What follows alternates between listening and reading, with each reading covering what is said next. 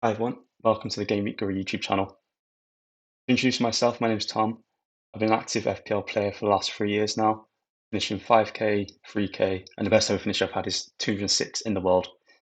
Those ranks over the last 3 years put me as the 10th best manager in FPL, so I thought maybe a good place to start a YouTube channel, make a couple of videos, particularly through pre-season, and just share some of my insights and decision making into FPL. So in today's video, we're going to try and build a game week 1 early draft team. FPL just launched yesterday, so there's lots of new players, lots of new prices to consider, and obviously developing those players and prices around the fixtures for this season. So I thought we'd have a look into what's been launched here, and obviously try and build a first initial team.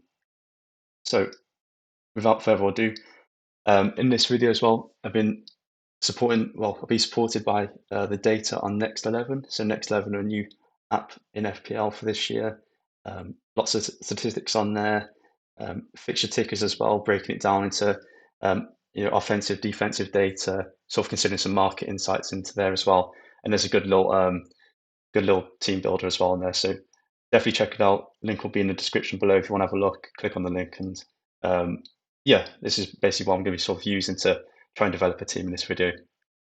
So without further ado, in this video, we'll have a look on the fixture ticker first.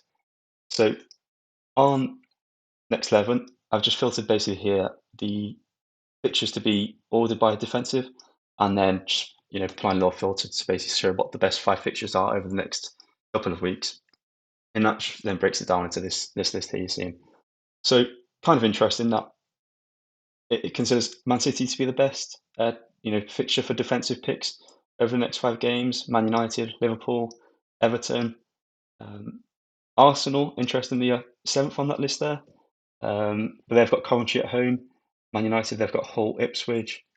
So I'm thinking for the first game week, probably you want to have either the Arsenal goalkeeper, David Raya, or maybe the Man United goalkeeper, Le Mans. Le Mans is, I think, 5 million. If I go back to FPL, Le Mans is 5 million. David Raya is 6 million there, as you can see. If I just filter on the goalkeepers, basically. Here we go. So you've got David Raya, 6 million. Kelleher, the Brentford goalkeeper, is 5 million, but I don't think Brentford particularly have a great defensive start to the season from that perspective. Ruth, Sunderland goalkeeper, Pickford, he scored high last year, but I don't think I'd have a Everton goalkeeper, not for 5.5 million. Donnarumma, I definitely had him last season. He did a lot of good stuff for me. He's 5.5. And Le Mans down here is 5 million. So if I just filter that as well, actually, to show not total points from last season, but just maybe the percentage of team selection so far, just sort of see where people are at in terms of an aggregate position across the year so far. Or sorry, today. Got David Raya is the most popular one. Dubravka, the Spurs backup keeper, is 4 million. He's quite popular. No surprise there, really, because he's 4 million. Le Mans is then the third most popular goalkeeper. Bart Verbruggen, Brighton goalkeeper, is 4th. And then you've got Kinski, who last year was the backup goalkeeper for Spurs, but this year might be the first choice because it seems that Vicario is leaving Spurs. I think initially I'm drawn to Le Mans.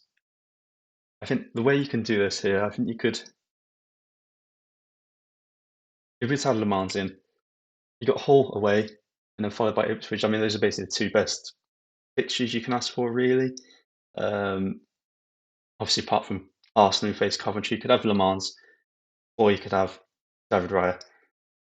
The issue you've got here is that David Raya is 6 million, and obviously for a goalkeeper, that's a lot of money. I don't think historically they've been priced really that high. I think last year was 5.5 million, the most expensive, if I remember correctly. So you've either got a 6 million keeper or 5 million Le Mans. Basically, what you'll have to do here then is, if you go for Raya, you'll definitely have to choose a 4 million keeper. And then if you choose Le Mans, you can maybe counteract that against another 4 million keeper, or you could have a look at maybe some of the 4.5 million keepers who actually are going to be starting. So I think if you look at Le Mans initially, you got Hull, Ipswich, Everton, and Man City, and then Fulham in Game Week 5. So it's a good start, and you can basically play Le Mans in the first few fixtures there. Game week 4, I'm not too sure who's particularly got the best fixtures. So if I was to go onto here and then filter on Game week 4 defensive, and this is basically what I'm trying to do here is just look at what players might be want to pair with Le Mans. Maybe if I was to choose him, you'd probably be looking at who's going to be a cheap goalkeeper here. Maybe Kinski from Spurs here. So he's going to be 4.5 million. You've got Chelsea, which would be David Sanchez, but I think he's going to be 5 million or 5.5. Liverpool would be too expensive for a second goalkeeper, basically. I'm not sure about Palace either. So I'd think maybe Kinski, he's going to be 4.5 million in this game. Or what I've seen is you've got the Coventry. So if I go back to the FPL game here, you've got, and then where's it going to be? It's going to be, where is it? So the Coventry so far, you've got a 4 million keeper called Dovin. You could add him in here, and that's only a net 9 million you're spending on keepers. The problem I've got with that is that Coventry are linked to Carl Rushworth, who is actually in the game currently because he's the Brighton backup. But Rushworth is 4.5 million, I think, if I remember correctly. So right now, on the sort of first draft, obviously I don't want to add in Rushworth because he hasn't currently transferred, but I expect that to happen. Ideally, though, you'd be able to choose Dovin here because effectively then you've got a 5 million keeper in Le Mans, a 4 million backup in Dovin who can just be bench fill, but potentially in game week 2 against Hull and in game week 4 against Brighton, you could put him in if need be.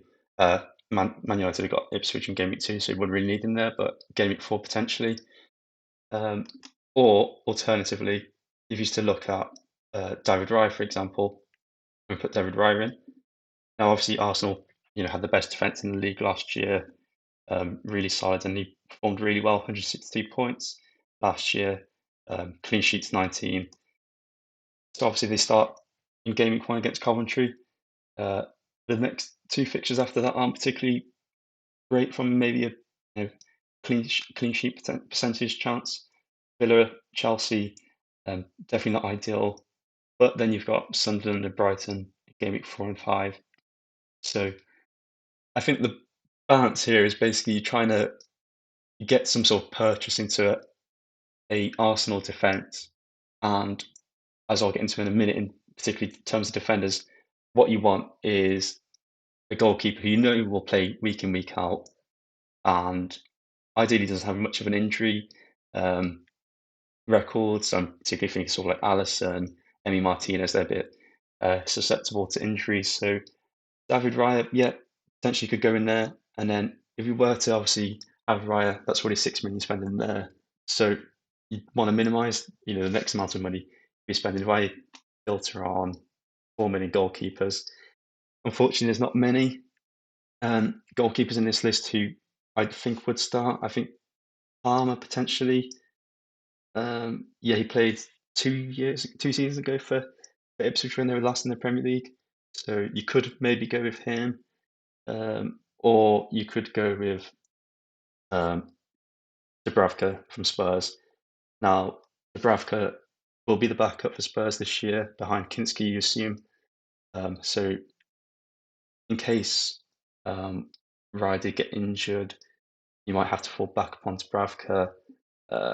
Or you could potentially choose Palmer here, the Ipswich goalkeeper. I think right now we'll just put Palmer in, and we'll go with that. So that's 10 million gone on the defense. I then reset this here. So next, we're having a look at defenders. Defenders are an interesting pick in FPL. Last year, FPL introduced DEFCON. I won't explain all the rules around that, and maybe you know about it, but effectively, defenders, if they made sort of 10 defensive contributions in the game, whether that sort of be a tackle, a block, a clearance, etc., if they made 10 of those in a game, they got an extra 2 points. So last year, it was a bit interesting in FPL where suddenly you weren't necessarily looking at the most attacking defenders for some of the best teams, but he was actually maybe considering some of those players from the lesser teams, but who are maybe a bit more involved in the game, should you say? Or I think a term I'll refer to is sort of being a busy defender, i.e., they're making lots of clearances, lots of blocks, etc., etc. So if I again sort of filter on teams selected by, surprisingly, Gabriel, who was the best defender last year, he scored the most points. He's selected by 24% of the teams, but he's also 8 million, £8 million, which that's a lot of money. And we've still got another 13 players to pick. So I think because the idea is you can have David Raya here, and he will provide you some Arsenal buy into the defense, is therefore you don't have to select a Gabriel. There are other options in Arsenal's defense, like a Mosquera, for example. So the reason you might select Mosquera is because William Saliba is injured currently, and he'll be out for the first foreseeable future in the season. So the first couple of months, particularly, you could get Mosquera. He's only 5.5 million. That's obviously £2.5 million cheaper than Gabriel. But because I've got that David Raya cover already, and having looked at Arsenal's fixtures where it starts good in game week 1, but game week 2 and 3 against Villa and Chelsea, I don't think I need an Arsenal defender. If I had gone for Le Mans, probably could choose Mosquera here, and then you can obviously counterbalance those accordingly. But I think on a basis of sort of choosing David Raya as the first goalkeeper, I'm going to look elsewhere. And a player I had interest in, because I'm not choosing Le Mans, was none other than Harry Maguire.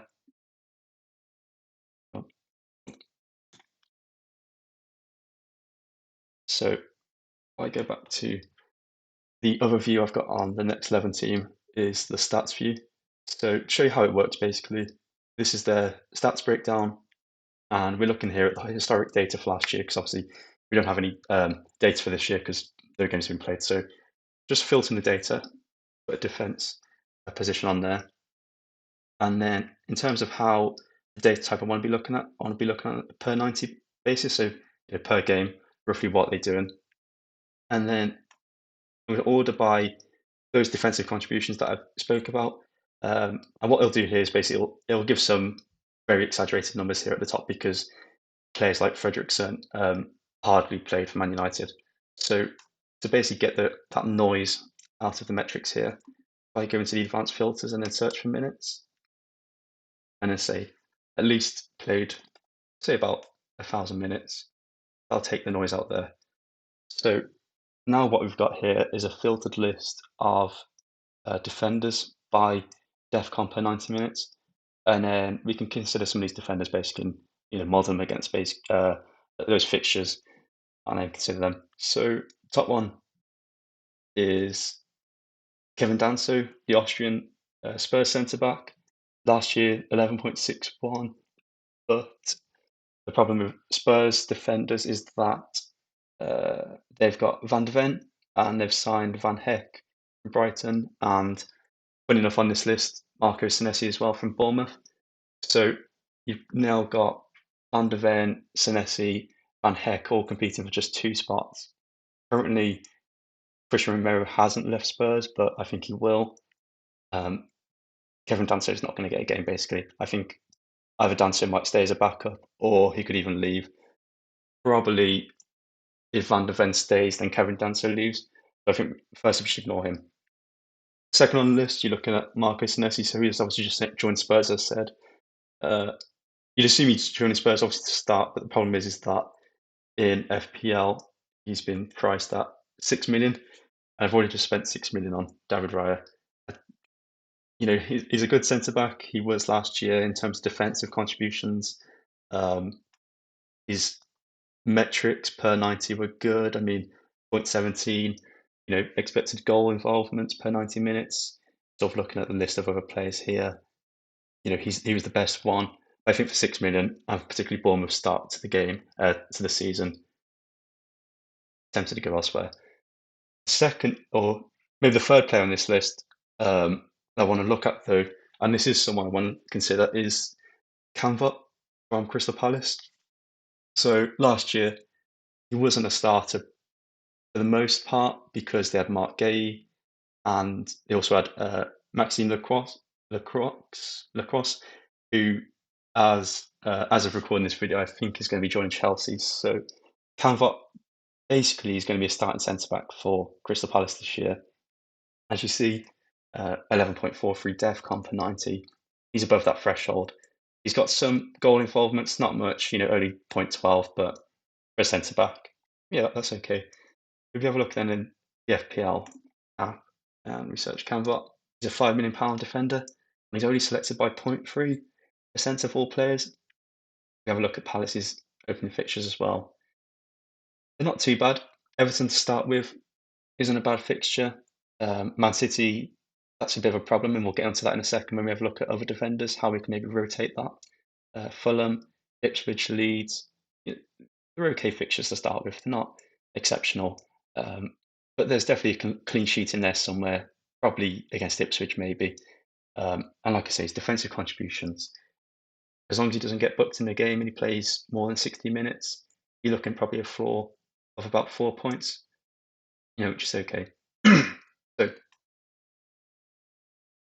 to then back it up against what I've just said there is that Crystal Palace are okay, but they've got a bad fixture in game week 2 against Man City. So we go back to the app again on Next 11, and then we filter by game week 2 teams.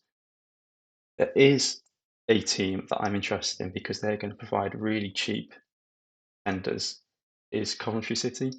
Now, they play Hull City in game week 2, and the way FPL have priced all defenders for all the promoted clubs this year is that there'll be a floor, or there'll be a maximum, sorry, of 4 million. Now, if I go onto here and Coventry defenders, there's 2 players I want to have a look at, and having played a bit of the fantasy EFL game last year as well, they've got 2 defenders who are really good. One is a Dutch, I think he's a right wing back, Van Uwijk, the top bloke here. He's 4 million. Or you've got Bobby Thomas, who's the guy here as well below. He's also 4 million. I think last year I wrote down the stats that Van Uwijk got 8 assists and Bobby Thomas got 3 goals, 4 assists. So these are in terms of goal involvement, these are really high. Now I don't expect it obviously to translate to the Premier League because the step up from the Championship to the Premier League is vast. It won't, these players aren't going to be getting multiple assists, multiple goals. Might get 1 or 2 goals. But for the purposes of thinking about that strategy and how we can rotate the players around, if I was, for example, to select Thomas, then in game week 2 here, you've got them against Hull City. Now, last year in the Championship, although Hull got promoted, from the perspective of XGI difference, i.e., how much expected goals did they expect to score, less any expected goals conceded, Hull were the second worst team in the Championship, and yet they got promoted. The only team worse than them was Sheffield Wednesday, and they finished rock bottom. Coventry, I think, were the best team in terms of an XG differential. So what I'm trying to say here is basically that in a matchup of effectively 2 Championship teams, because that's what they both are, they're not Premier League quality, based on last year's data when Coventry won the league and somehow Hull got promoted, is that Coventry have a really good chance of keeping a clean sheet, and that's what's in the Next 11 app here as well. Over a 45% chance, and just for simply the price of being 4 million, I think we can put in either of those 2 players. From the perspective of DEFCON, I think Bobby Thomas does have better DEFCON, primarily just because he's a centre back, so he's a little bit busier in that sense that he's intercepting a lot more of those balls, etc. So we'll put him there currently. The next player I wanted to have a look at as well was Chow. I won't do that. Was Chow from Newcastle? So here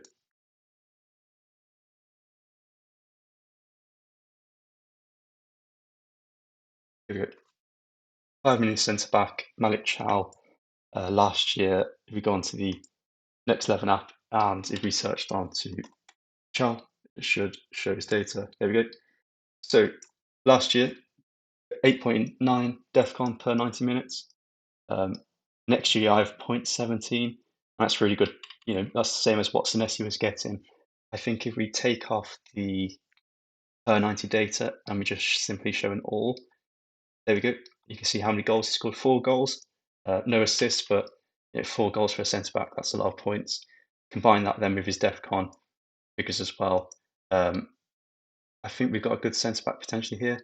The main issue we've got is that because he starts away at Liverpool, he's not maybe a centre back we want to be starting with. But if we look at the fixtures they've got after that, Tottenham, I mean, they were terrible last year. I'm sure De Zerbi's going to have them a bit more structured this year, but they're not too bad. Bournemouth, Marco Rose, the new manager. We're not sure how they'll translate to a new manager and new tactics. Leeds, but then you've got fifth in the 6 game weeks. Hull, Coventry. In terms of clean sheets, that's sort of going to be bread and butter, I think. And if we take a step back as well, go back to the NextXI and we filter on, say, the best next 5 easiest fixtures from a defensive perspective as well. I think, yeah, there you go. I mean, Newcastle, the third one apparently. No, it's just updated. Newcastle down here. Okay, maybe not as good as I was hoping for then, but I think that's okay. I think let's put the team together first, and then I can kind of show you how that sort of all goes together as well afterwards. Right, last defender I want to have a look at, and there's a couple here that I want to consider. One, sorry, what should I say? Maybe the second one. I've already got one in the defence here. Is potentially Luke Shaw. So he's 4.5 million this year. Now, if you've been following football for a while, you'll know Luke Shaw is a very injury-prone player.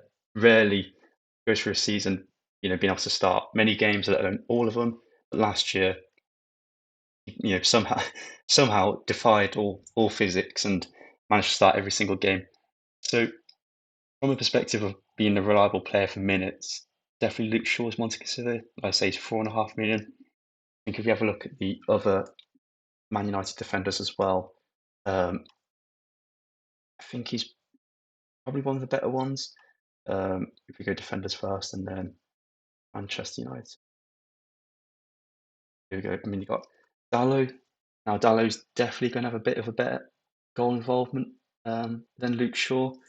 Luke Shaw only got 1 goal, 1 assist. Dalot, 6 assists last year. From a DEFCON perspective, I don't think either of them are particularly great for DEFCON, but Luke Shaw's 0.5 million more, 0.5 million less, sorry, than Dalot. You've got Martinez, maybe you can consider instead. No goals, no assists last year. Only started 13 games. The problem with Lisandro Martinez is that he always gets injured, and so he's never really promised to actually play the full season. So if he got an injury, in game week 1, 2, 3, immediately having to look at another transfer, and ideally don't want to be doing that at the start of the season. You just want to be sort of sailing through the first couple of game weeks, building up those free transfers and gaining an understanding and data of the new players, the new managers, etc. Looking, he might be good. So yeah, probably won't consider Lisandro Martinez. Let's have a look what he's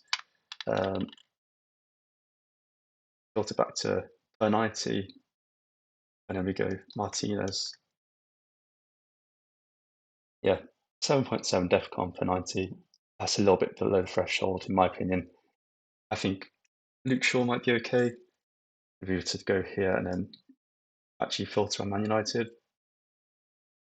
We can now see all the different players. This is particularly one of the things I like about NextXI is that you can see all the data spread out this way. So you got Maguire, 0.9, DEFCON's the best of that lot. Delict, potentially Delict. I'm not sure what's up with him. I'm not sure if he's injured currently or not. I have to wait and just see a bit more on that. If he is, potentially could consider him, I think. how much is he priced at? Maybe 5 million. Yes, potentially Delict. I think that's one where we'll have to just assess at the rest of the game whether he's going to be fit. As I say, Luke Shaw, 4.5 million cheaper. Um, not as good from a DEFCON perspective, not as good from an XGI perspective, but as I've seen, or as I'll show you in a minute, that cheaper 4.5 million, that's going to come help handy. That's just I almost chucked a ball into a car. Shoot. So we'll put Luke Shaw in, and then that's going to give us two Man United defenders. And obviously, you can only pick from three. I'll show you in a minute exactly who we're going to be choosing as the third Man United pick. But if we go on to the midfielders, and then we'll have a look at their popularity. Again, filter on percentage. No surprise, but Bruno Fernandes is there. Now, he's definitely my team. He, do anything. You can have an absolute stinker in pre-season, but he will be in my game week 1 team. Last season, he was unbelievable. Premier League record for assists. I think he was 24. He's up 3 million in price this year, but 47% of people still choose him. He's set pieces, corners, free kicks, penalties. Now, Man United have signed Yuri Tillemans this year, so that might take a little bit of the pressure off from Bruno to be that creative spark. It might also, push him forward a little bit more in the sense that he might be able to get a few more goals, maybe a couple less assists. But Bruno Fernandes, either way, game week 1, game week 2, game week 3, he's definitely in your team. The game week 4 fixture against Man City, I think you could then reassess whether you want to keep him or maybe you want to transfer him out on. And I'll show you in a minute exactly some of the players I'm considering potentially. But I say, yeah, Bruno Fernandes definitely. Second one, I really like is Szoboszlai. So last year, obviously, Salah had a stinker and now he's left. Szoboszlai basically assumed, uh, more of a demanding figure in the team. He's on free kicks, particularly that free kick against Arsenal. He's on corners, I believe, if I'm not mistaken. I think he got an assist for one against Bournemouth. And yeah, penalties. I think penalties could be on penalty. It could be on penalties. Depends on the situation of Alexander Isak, whether he's going to be fit and available this season. But currently, on what we sort of know from last year and what we might think will happen, 7 million. Szoboszlai, I don't think you can go much worse. The third midfielder I'm going to be picking now. This guy, I think he's the biggest troll, definitely sometimes in FPL, but somehow FPL have priced Iliman Ndiaye as only 6 million this season. Now he's one of Everton's main attackers. He's a penalty taker. I think could be on a couple of set pieces, but I don't think he is really. I think that's more Garner, and we'll have a look at him in a second. But Iliman Ndiaye last year, 11 expected goal involvements, 6 goals, 3 assists. It wasn't particularly a great season for him, but it's okay. His def can't is actually all right. I mean, 283. If you go onto the NextXI app, it's just around, so it's on midfielders, and then we search for Njai. He doesn't play for Man United, so I have to take that off, and then spell it correctly. There you go. 9.16 def con per 90. It's okay. But midfielders have to reach 12 def con, so it's a little bit more to ask, but I think he's a good enough pick.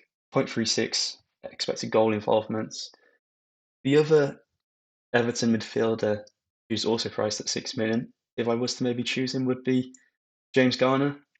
Now, last year he was their corner taker, and I think he was on set pieces as well. But his DEFCON is far superior to Njai. It's 12, so he's above the threshold. He's averaging above the threshold there. But he's not, I don't think he's as attacking. His data definitely suggests not. Only 0.22, and he's not on penalties as well. If you look at the non-penalty XG data for Ghana, only 0.6, and Jai's is 0.17.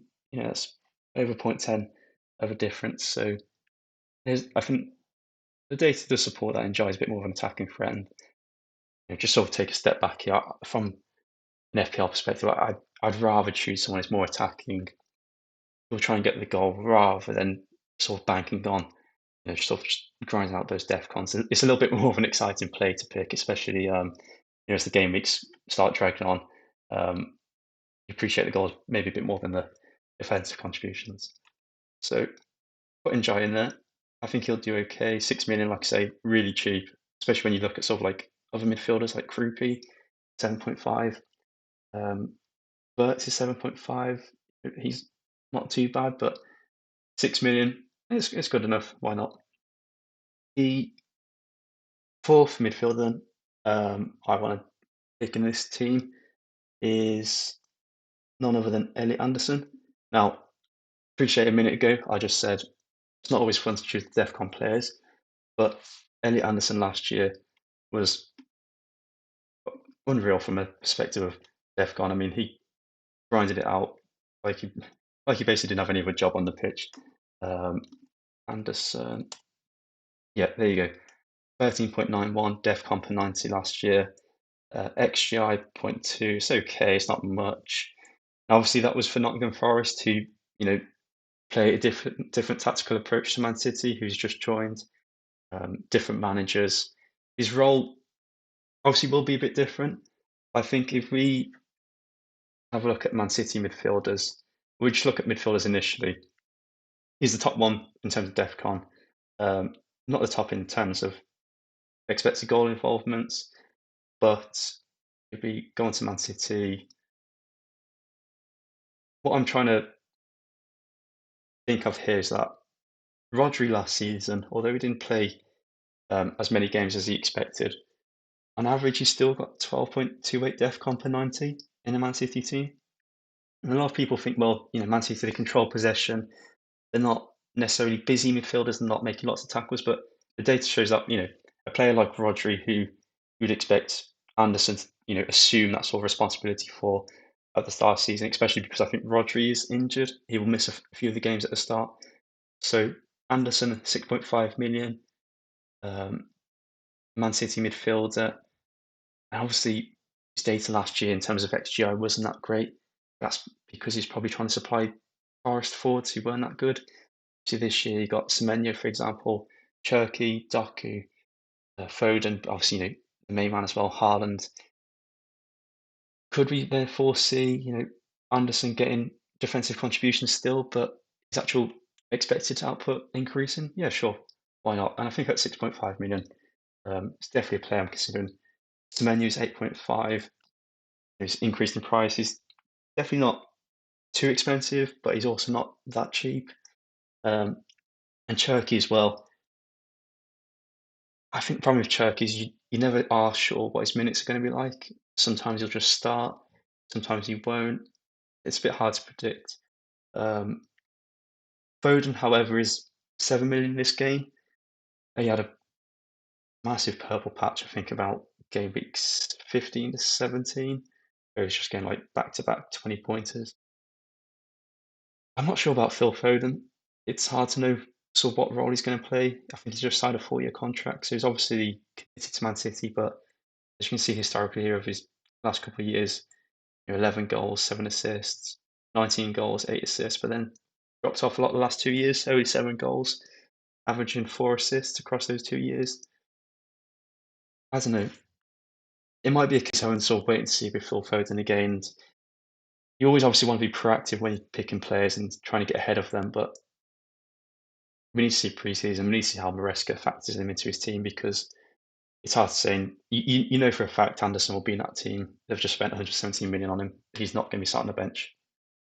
Right, and then the fifth midfielder I like is going to be Ismail Assar for Crystal Palace. So yeah, he had a good season last year under Glasner and a good season before. So his output's reliable.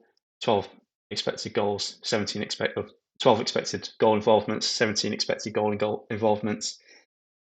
It's decent for a player who's 6.5 million. Now, obviously, this season things are going to be different. Glasner's not there. I think it's the bloke's called Pierre Sage. pronouncing that correctly.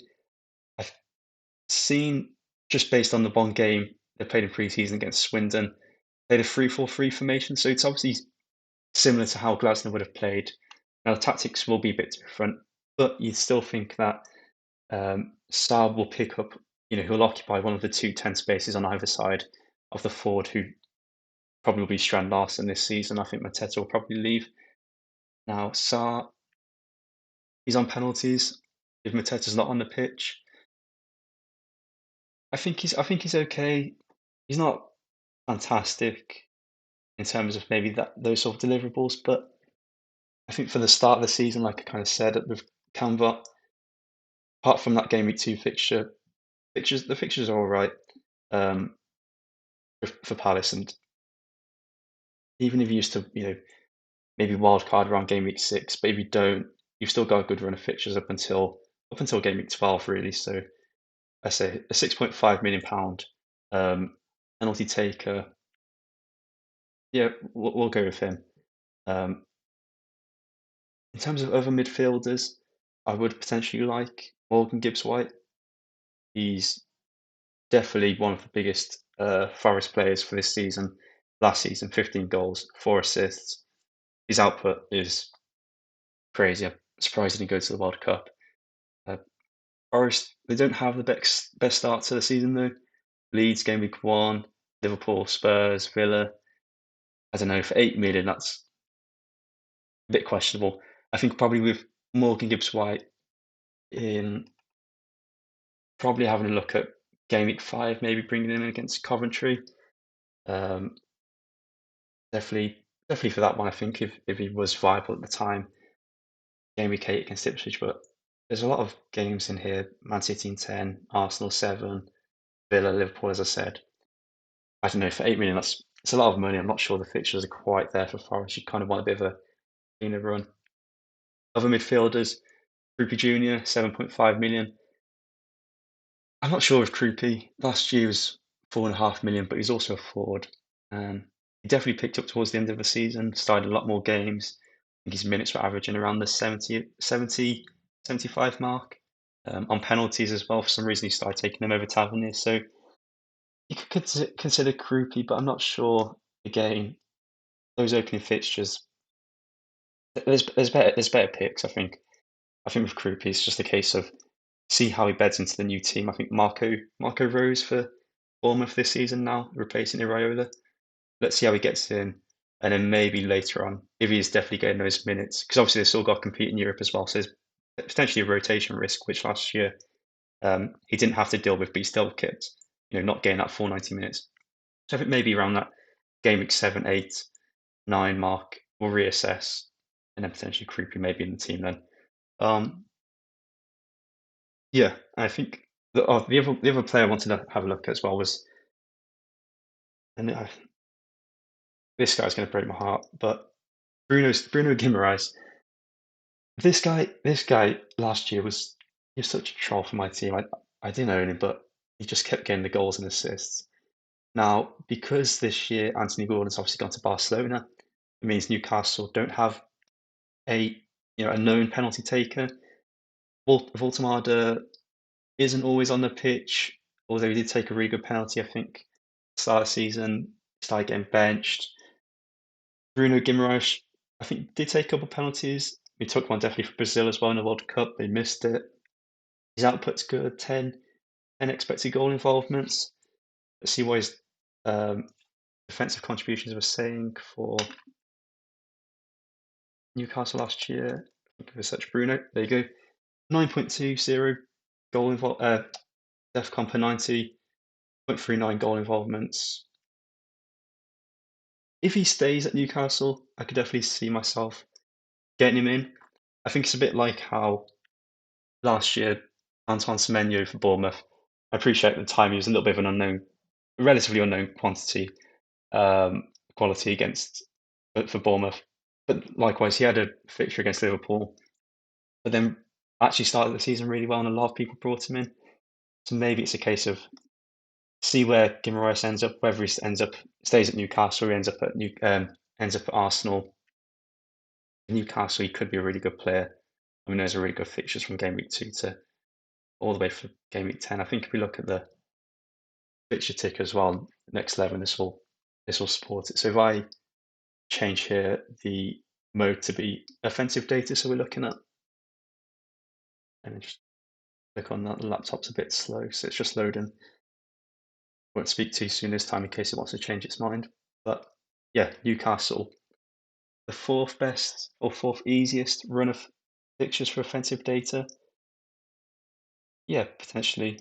I just think for someone like Bruno Guimaraes, where he could be on penalties, you just want to keep him in the team. Well, you see here, he recommends to buy him against Game Week 3 in Bournemouth.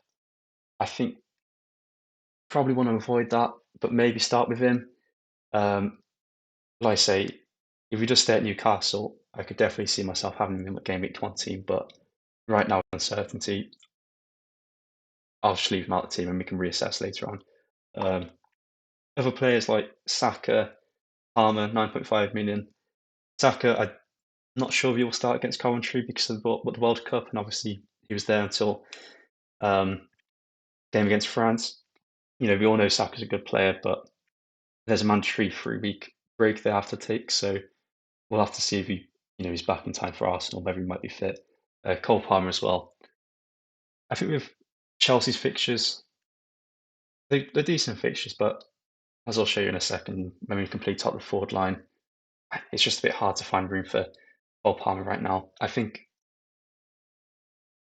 unless something obvious comes about where I can change things around and maybe squeezing him in, I think you're probably looking at the game week 4 transfer in against Hull, especially because Bruno Fernandes as well in game week 4 plays Man City. So I think that's probably an obvious transfer move you might make there, where you might be sending Bruno in game week 4 for Palmer. Potentially as well, I think someone like Elliot Anderson in game week 4, you could even look to transfer out away at Man United, whether that also means you want to potentially bring in Morgan Rogers alongside Palmer. Yeah, we'll have a look. There are some players as well for Leeds could be interesting. They've got a good start to the season in terms of fixtures. Harry Wilson obviously last year played for Fulham, but he's really good. I think he was definitely on free kicks. I think he scored that free kick against, it might have been Brighton in the last minute. I didn't own him, and that hurt. Yeah, I think for Leeds, he could be on free kicks, could be on set pieces. We'll have to see in pre-season. I know Anton Stack, the German midfielder, I believe he's, how much is he? I think he's 5.5 million. Now, I know he was definitely on free kicks for Leeds last year. He scored a really good one against Wolves, I think, in, was it game week 4 or 5 last season? He's really good. I think it's, again, like I say, for Harry Wilson, it's just a case of seeing in pre-season what happens in terms of the dynamic with Wilson and Farker, who plays where, who's on set pieces, etc., and sort of reevaluating. But I say 6 million to Stack, maybe. I think it's a case of just reassessing and having a look. And then closing out for the forward line, well, you can probably see where this is maybe going to be going, but got 28.5 million, 15.5 of it is going to be spent on Erling Haaland. I don't think I really need to explain much why we're picking Erling Haaland. He's the most expensive player that's ever been in the game, but without Mo Salah anymore, competition for those sort of like very premium players doesn't exist really. They've obviously tried to balance it with Bruno, but Haaland's still clear, I think. 70% of managers also clearly believe that as well. I think in game week 1, yeah, he's probably a viable captain pick alongside Bruno.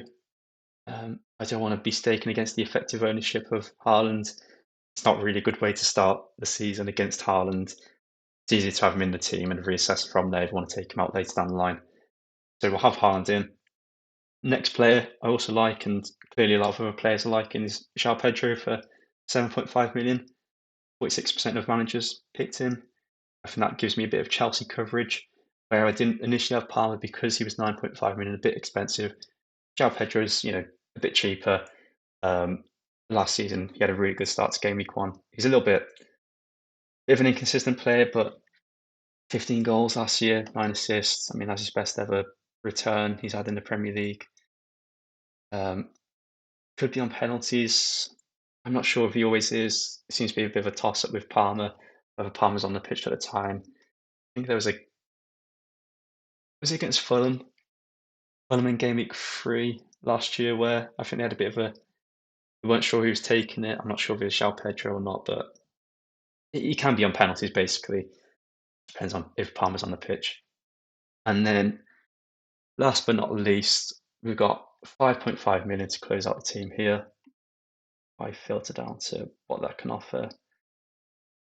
There's not really going to be much if I filter it by price as well. Yeah, I don't know. They look that great. I mean, there's McBurney.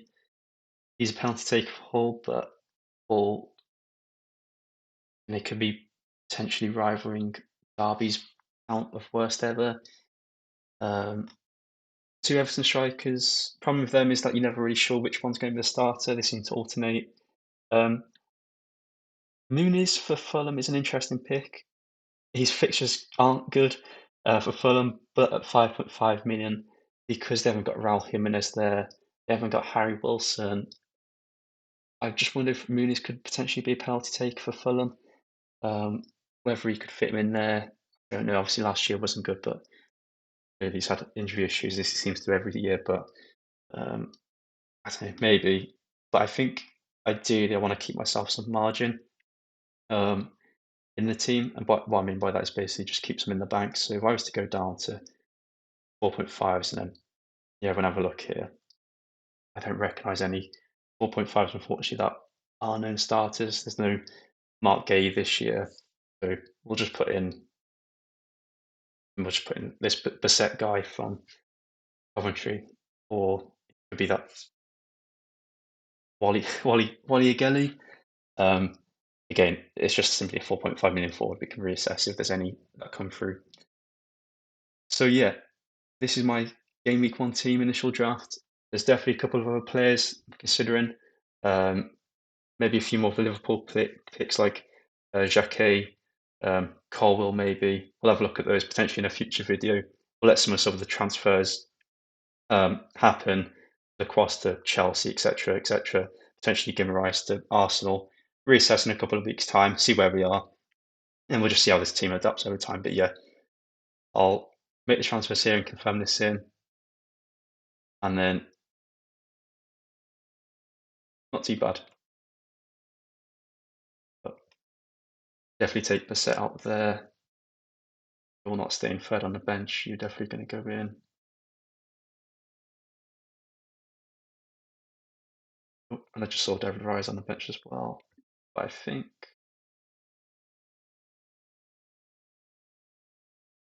otherwise, maybe looking at something like this for Game Week 1 team. Potentially Haaland or Bruno captain. Something like that, maybe. Let's see how it works out. I think if we go on the list view and then filter by fixture difficulty rating, you can kind of see how you could maybe contrast some of these players. So where, for example, Canvot's got, Man City in Game Week 2, you can bring Bobby Thomas in for Coventry against Hull. Malik Chow as well can come in. Njai, Game Week 3, bit of a tough fixture, but again, Chow could come in, or maybe though might need to alternate against Pedro. João Pedro plays Arsenal.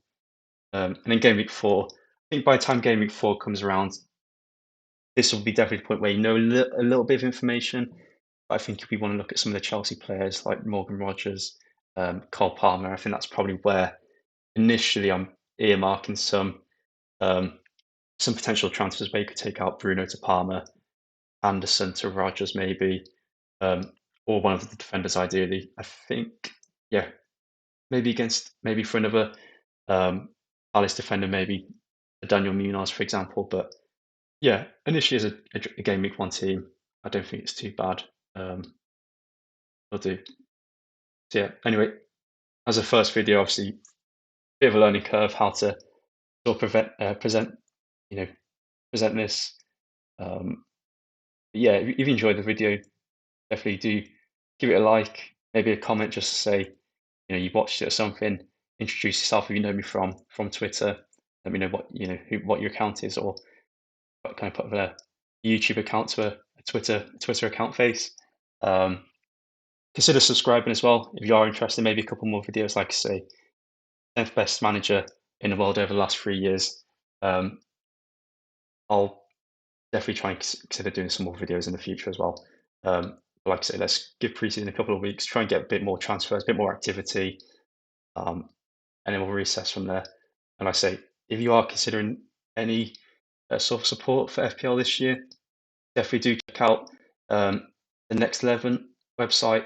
The link will be in my description. Click on there, you can get a free trial and then a subscription from there if you are interested. But like I say, lots of data on here, really helpful for when you want to consider all the different players that obviously FPL has. And then there's a fixture ticker planner as well if you want to use that. And you can compare players as well. You can have a look at those as well in future videos. But yeah, thanks for watching the first video. Hopefully you enjoyed it. Let me know in the comments what you thought, and yeah, like, subscribe, and yeah, hopefully see you in the next video. All right, cheers.